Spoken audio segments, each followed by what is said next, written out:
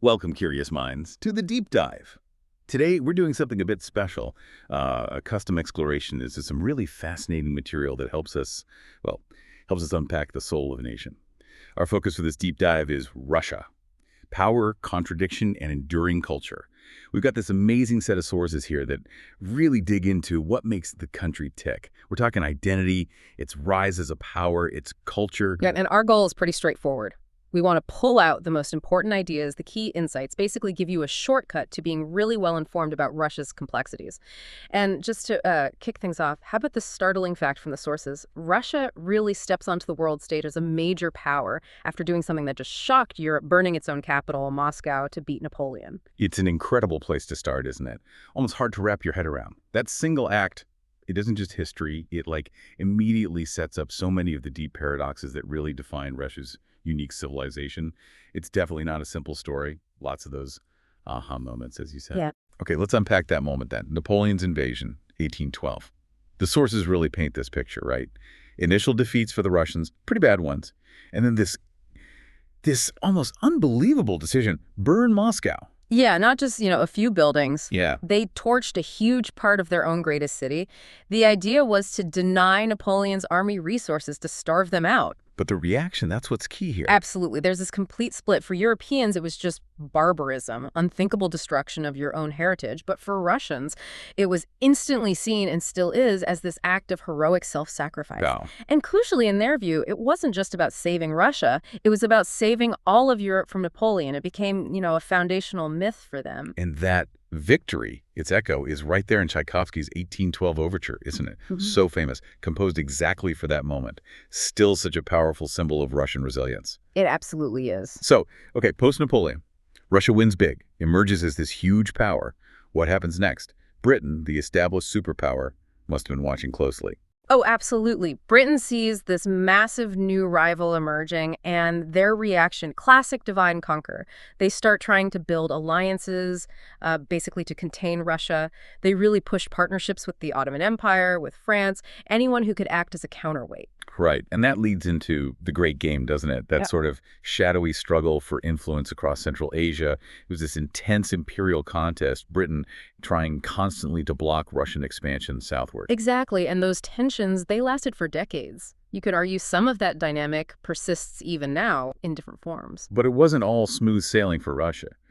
The sources point to some major setbacks later on. Early 20th century, the Russo-Japanese War. Yeah, 1904, 1905. A really humiliating defeat for Russia, especially because Japan wasn't seen as a major Western power. It caused huge unrest back home, really fanned the flames of revolutionary ideas. And then World War I.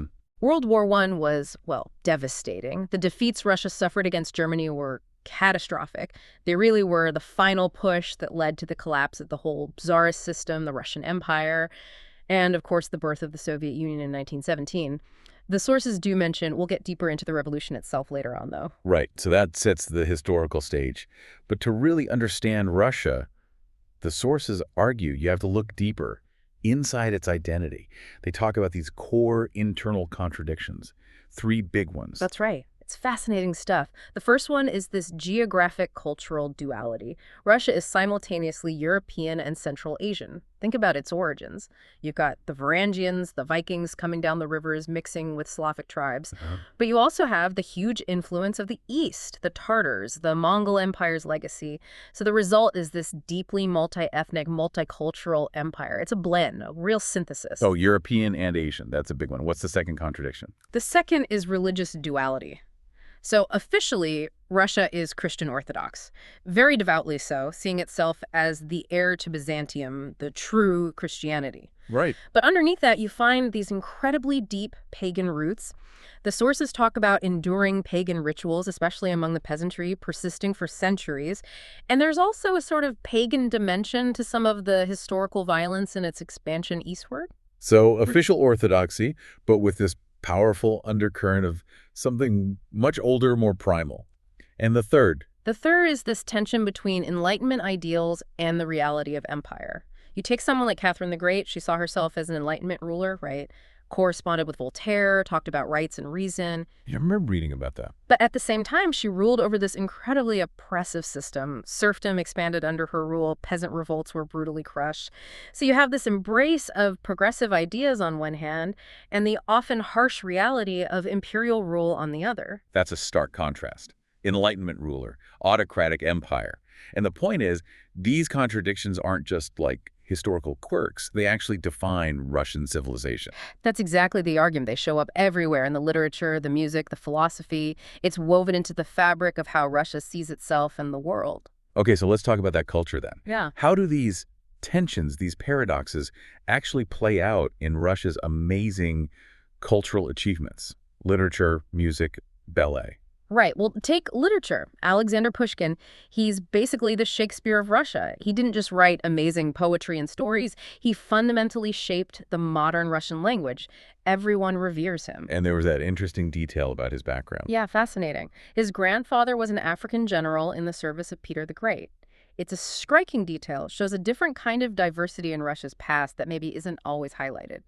Makes you pause, doesn't it? It really does. And then there's Chekhov. Anton Chekhov. Many would say he's the greatest short story writer, period. His work is all about nuance, the sort of quiet tragedies and ironies of life. Not grand epics, but incredibly deep dives into the human condition. Okay, shifting gears to music and ballet, Tchaikovsky. Probably the most famous Russian composer internationally. Nutcracker, Swan Lake. Absolutely iconic.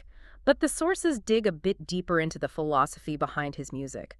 There's this recurring idea that his music reaches right into the soul, and that this kind of profound beauty requires, or perhaps comes from, emotional suffering. Suffering is a source of beauty. That's a powerful kind of heavy idea. It's a very Russian theme, you could say. Then you jump forward to Igor Stravinsky, a real modernist game changer. His ballet, The Rite of Spring, back in 1913, it was utterly revolutionary. The one that caused a riot. A literal riot. At the Paris premiere, people were apparently shouting, fighting. It was scandalous because it was so different, so jarring. Wow.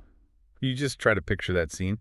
What was it about the music in the ballet that was so shocking? Well, The Rite of Spring dives deep into Slavic pagan themes. It depicts this ancient ritual, the sacrifice of a young woman to the gods of spring to ensure fertility and rebirth. It fuses these raw, ancient ideas with really cutting-edge, modern musical language, dissonant harmonies, complex rhythms. So it's that clash again. Exactly. It perfectly encapsulates those spiritual contradictions we talked about. Paganism versus Christianity, maybe, or just the raw versus the sophisticated. Primal energy meets modern composition. It was a collision. Sounds like a perfect artistic expression of those internal tensions. So if we try to pull it all together, what are the big philosophical or spiritual themes that keep emerging from these sources about Russia? I think it keeps coming back to that core idea, especially in the arts, that profound beauty is somehow born from suffering. That you need to have endured pain, wrestled with difficult things for true depth to emerge in art, particularly music. A connection between suffering and beauty. Yeah, and tied to that is this broader sense of the interconnectedness of everything: nature, sacrifice, death, rebirth. These aren't just abstract ideas. They're seen as deep spiritual truths, reflected in traditions, in folklore, in the symbolic stories Russia tells about itself. So this whole deep dive really seems to argue that Russian identity isn't straightforward, not linear at all.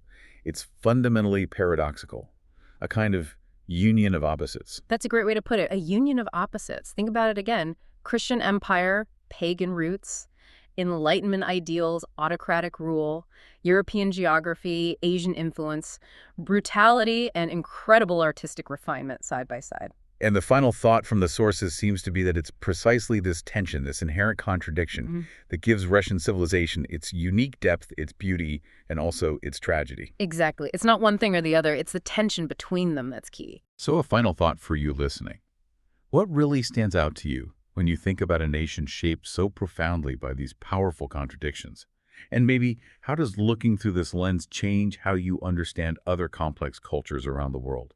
Something to mull over as you continue your own deep dive.